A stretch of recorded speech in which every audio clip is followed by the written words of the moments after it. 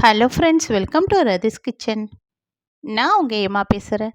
இன்றைக்கி நம்ம சேனலில் கற்பூரவள்ளி ரசம் எப்படி செய்கிறது தான் பார்க்க போகிறோம். ஃப்ரெண்ட்ஸ், இந்த கிளைமேட்டுக்கு சளி பிடிக்காமல் இருக்கிறதுக்கு இது போல் கற்பூரவள்ளி வச்சு ரசம் செஞ்சு சாப்பிடலாம். குழந்தைங்கள்லேருந்து பெரியவங்க வரைக்குமே இது போல் ரசம் செஞ்சு சாப்பிடும் போது நமக்கு உடம்புக்கு பாதுகாப்பாக இருக்கும். இந்த கிளைமேட்லேருந்து நம்ம உடம்பை பாதுகாக்கிறதுக்கும் இது ஒரு நல்ல ரசமாக இருக்கும். ஃப்ரெண்ட்ஸ், இந்த ரெசிபி எப்படி செய்யலான்னு வீடியோக்குள்ளே போய் பார்க்குறதுக்கு முன்னாடி நம்ம சேனலை முதன்முறையாக பார்க்குறீங்கன்னா சப்ஸ்கிரைப் பண்ணிவிட்டு கூட பெல்லைக்கனை கிளிக் பண்ணிவிட்டு பாருங்கள். ஃப்ரெண்ட்ஸ், இப்போ வாங்க வீடியோக்குள்ளே போகலாம்.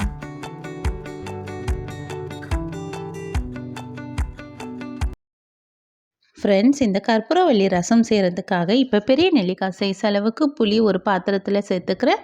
இது கூடவே 1 ஸ்பூன் அளவுக்கு கல்லுப்பு சேர்த்துக்கிறேன். இது கூட 1/4 ஸ்பூன் அளவுக்கு மஞ்சள் தூள் சேர்த்துக்கலாம். இந்த புளி கொஞ்சமாக அப்படியே ஊற வைக்கணும். அதனால் இது அப்படியே இருக்கட்டும். கொஞ்சம் தண்ணி சேர்த்துட்டு இதில் கொஞ்சம் கருவேப்பிலையும் கொத்தமல்லியும் சேர்த்துக்கலாம். இது அப்படியே இருக்கட்டும். அடுத்ததாக ஒரு மிக்ஸி ஜார் எடுத்துக்கலாம். இந்த புளி ஊறிட்டே இருக்கிற நேரத்தில் ஒரு மிக்ஸி ஜாரில் 4-5 கற்பூரவள்ளி இலையை எடுத்துக்கலாம். இது போல் 5 இலையை நான் எடுத்து இதை தண்ணியில் அலசிட்டு இப்போ அப்படியே மிக்ஸி ஜாரில் சேர்த்துக்கலாம். இது கூடவே 1 டேபிள் ஸ்பூன் அளவுக்கு சீரகம் சேர்த்துக்கலாம். 1 ஸ்பூன் அளவுக்கு மிளகு சேர்த்துக்கலாம். இது கூடவே 4-5 பல்லு பூண்டு தோலோடவே சேர்த்துக்கலாம். மீடியம் சைஸ் தக்காளி 2 இது போல் ஸ்லைஸ் பண்ணி சேர்த்துக்கலாம். இப்போ இதில் தண்ணி எதுவும் சேர்க்காம நல்லா இந்த தக்காளி சாரோட பேஸ்ட்டிலே நல்லா அரைச்சி இந்த அளவுக்கு எடுத்தாச்சு. இப்போ எடுத்த இந்த பேஸ்ட்டை எடுத்து நம்ம ஏற்கனவே ஊற வச்சுருந்தோம்ல இந்த புளி கூட சேர்த்துக்கலாம். இந்த மிக்ஸி ஜாரில் இருக்கிற இந்த பேஸ்ட்டெல்லாம் எடுத்து அப்படியே இந்த புளியில் சேர்த்துட்டு இப்போ இந்த புளியும் சேர்த்து நம்ம அரைச்சி வச்சுருந்த பேஸ்ட்டையும் நல்லா கரைச்சி விட்டுக்கணும். இது போல் நல்லா கரைச்சி விட்டோன்னே இது எல்லாம் நல்லா கரைஞ்சி வந்துடும். இந்த அளவுக்கு வந்ததுக்கப்புறமா இந்த ரசத்துக்கு தேவையான அளவுக்கு தண்ணி சேர்த்துக்கலாம். 400 ml அளவுக்கு எக்ஸ்ட்ரா தண்ணி சேர்த்துட்டு கொஞ்சமாக பெருங்காயத்தூளும் சேர்த்துட்டு இப்போ இந்த ரசம் தாளிக்கிறதுக்காக ஸ்டவ்வில் ஒரு கடாய் வச்சுக்கலாம். இதில் 1 ஸ்பூன் அளவுக்கு எண்ணெய் சேர்த்துக்கலாம். எண்ணெய் சேர்த்துட்டு எண்ணெய் கொஞ்சம் சூடாகி வரட்டும். எண்ணெய் சூடானதுக்கப்புறம் இதில் 1/2 ஸ்பூன் அளவுக்கு கடுகு சேர்த்துக்கலாம்.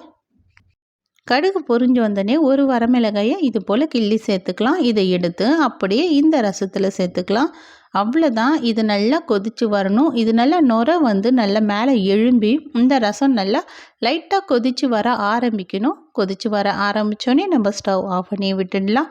எவ்வளோ சுலபமாக இந்த கற்பூரவள்ளி ரசம் செஞ்சிட்டோம் பாருங்கள். ஃப்ரெண்ட்ஸ், கற்பூரவள்ளியில் தான் நம்ம ரசம் செஞ்சோம்னு சொல்லிட்டு வீட்டில் யாருக்குமே தெரியாது. அந்த அளவுக்கு நல்லா டேஸ்ட்டாக இருக்கும் ரசம்.